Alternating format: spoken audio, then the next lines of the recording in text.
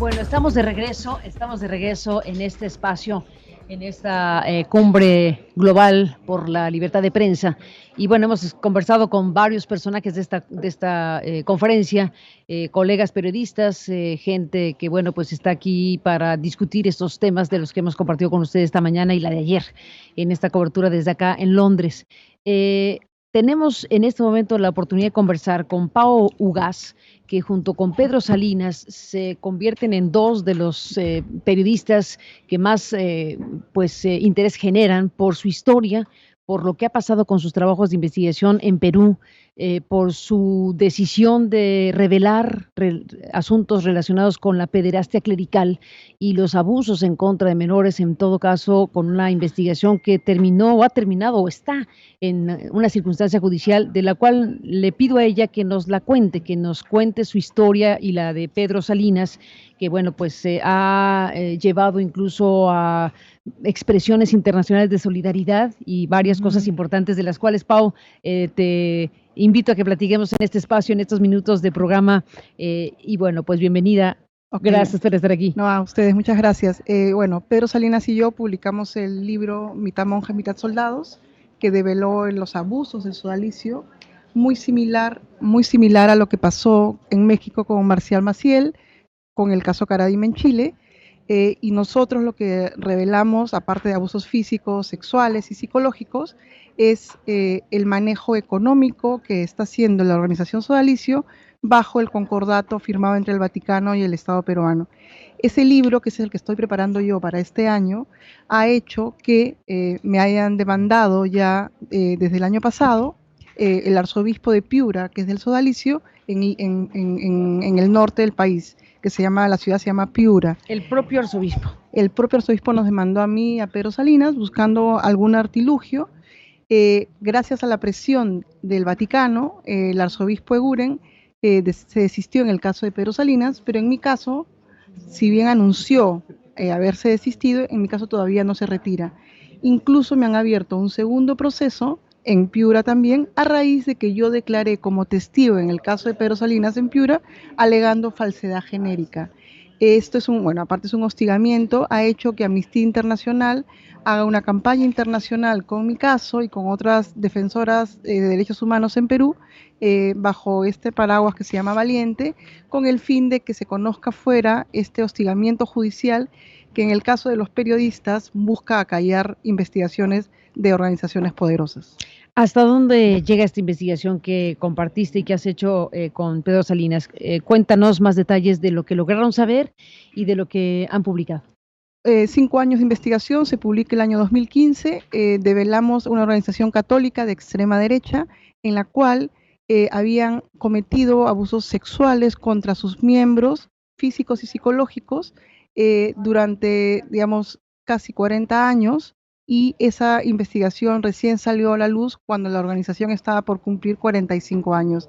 Estamos hablando de que tenía lazos políticos con la clase alta, y tenía lazos, económicos muy poderosos.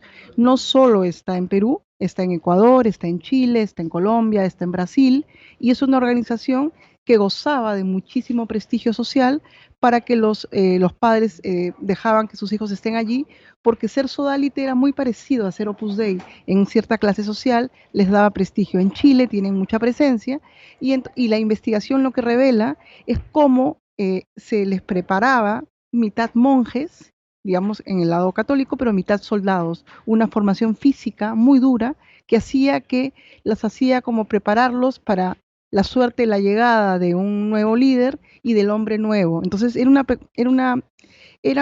que buscaba era quebrar la voluntad de los jóvenes que formaban parte de esta organización para luego vulnerarlos sexual y físicamente. Historia tremenda. Hicieron la comparación, el paralelismo entre el caso Marcial Maciel, que es el sacerdote mexicano que fundó una orden religiosa en México y después tuvo presencia en varios lugares, tiene presencia en varios lugares, los Legionarios de Cristo. Esta es una historia que, pues conocemos también nosotros de manera directa por haber investigado varios años este caso de Marcial Maciel. Está el caso de Chile, como lo mencionaste. Sí. ¿Qué conexiones se encuentran en el caso chileno y en el caso Legionarios de Cristo y lo que ustedes investigaron en Perú? Que en el caso mexicano, Juan Pablo II, digamos, encubrió al líder de Legionarios de Cristo y permitió que muera en impunidad y que no pase nada, digamos, a favor de las víctimas. Ese es en el caso mexicano. En el caso chileno, a diferencia de otros casos de pederastia clerical, el Papa Francisco ha enviado un equipo en Chile que está cambiando realmente las cosas a favor de las víctimas, y tenemos a Juan Carlos Cruz, que junto a otros miembros que han sido víctimas del caso Caradima, estén realmente buscando que esto cambie a nivel mundial. Y en el caso peruano estamos a la espera de que el Vaticano, el Papa Francisco ha anunciado cambios, digamos que habrá algún movimiento parecido que en Chile, donde iría un equipo a investigar lo que pasó en Perú. Entonces estamos como a la expectativa, y justo en esa expectativa es donde, bueno, yo tengo esta investigación del manejo financiero del caso Sodalicio, que estoy por publicar y que me quieren como acogotar para no publicar. Ustedes, digamos, es muy parecido para mí después de haber leído su investigación sobre Legionarios de Cristo, porque aprovechan las donaciones para lucrarse a sí mismos, para conseguir favores políticos, para poder conseguir favores judiciales y para, en verdad, hacer algo, digamos, en paralelo a lo que ellos querían hacer, que era una organización católica donde la gente fue a dejar a sus hijos con buena voluntad, pero acabó siendo todo lo contrario.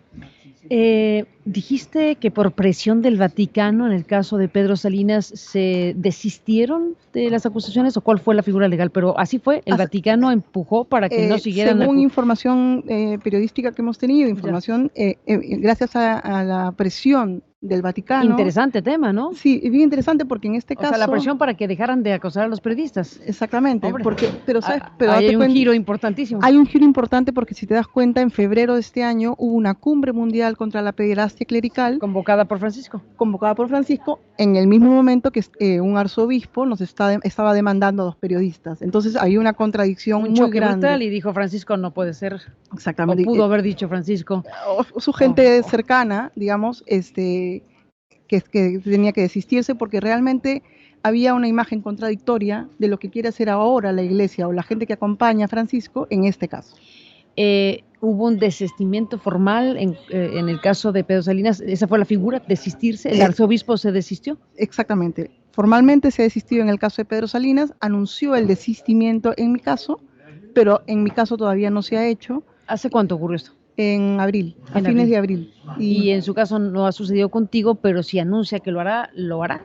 Estamos justo en eso, y además me han abierto un segundo juicio como testigo del caso de Pedro Salinas, que ya se cerró. Entonces, este segundo juicio, a ver, ¿cómo es eso? Porque si fuiste testigo, ¿por qué te abren a ti un juicio por testigo?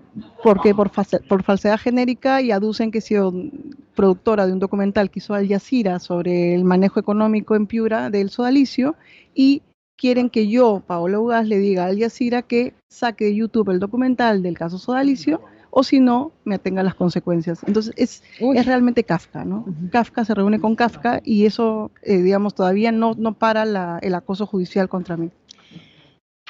En este caso, ese documental es sobre el manejo financiero. Es parte sobre el manejo financiero. Es un territorio correlacionado, pero digamos distinto a la parte que tiene que ver con los abusos en contra de los menores. Exactamente, es totalmente junto con pegado, digamos, diríamos en México, una cosa correlacionada, pero digamos, se desistieron de la parte de Pedro Salinas en esta parte de la historia, pero no ha ocurrido en el tema todavía de la investigación sobre las redes financieras. Exactamente, que soy yo. Sí. O sea, que la que están esperando es que ni siquiera he publicado, y ya tengo 2 juicios y tengo más de 20 cartas notariales de la organización Sodalicio. Entonces es realmente muy preocupante, porque... 20 cartas notariales que dicen esencialmente ¿qué?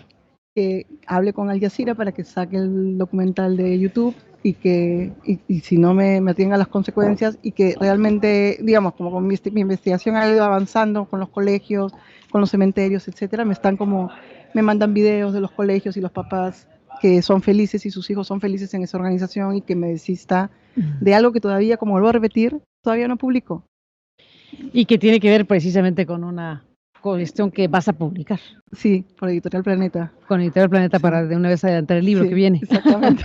Bueno, Pau Gas, te aprecio mucho que estés aquí en este espacio, esta conferencia global por la libertad de prensa y que nos hayas compartido esta historia en Perú tan importante. Saludos a Pedro Salinas y a ti que han librado esta Sí. batalla judicial en estos términos en los últimos años. Muchas gracias, Carmen, y de verdad que la investigación que ustedes hicieron, en la que tú has hecho, nos ha servido también como hoja de ruta para esta investigación que hemos seguido en Perú. Te lo aprecio por- muchísimo a ti. Gracias, Pau, por estar aquí en esta transmisión que estamos realizando desde Londres.